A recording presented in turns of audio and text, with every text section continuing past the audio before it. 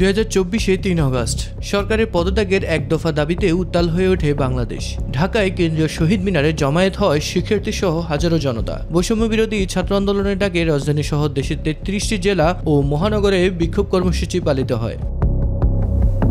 কেন্দ্রীয় সমন্বয়কারী নাহিদ ইসলাম ঘোষণা করেন যে তাদের সরকারের সাথে আলোচনার কোনো পরিকল্পনা নেই এবং শেখ হাসিনার পদত্যাগ ও সবার কাছে গ্রহণযোগ্য একজন ব্যক্তির নেতৃত্বে জাতীয় সরকার গঠনের দাবিতে লং মার্চ টু ঢাকা কর্মসূচি ঘোষণা করেন। হাসিনা আলোচনার প্রস্তাব দিলেও ছাত্ররা তার প্রস্তাব প্রত্যাখ্যান করে।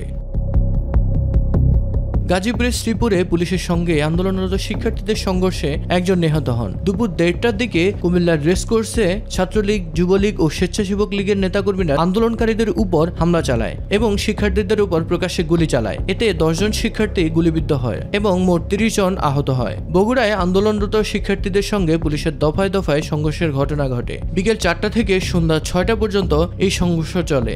সংঘর্ষ চলাকালে পুলিশ কাঁদানে গ্যাসের shell, sound grenade, rubber bullet ও শটগানের রাউন্ড নিক্ষেপ করে। নগরীর সাতমাথা, সার্কিট হাউস মোড়, রোমেনা আফাজ রোড, কালীবাড়ি মোড়, জেলখানা মোড় সহ বেশ কয়েকটি এলাকা রণক্ষেত্রে পরিণত হয়।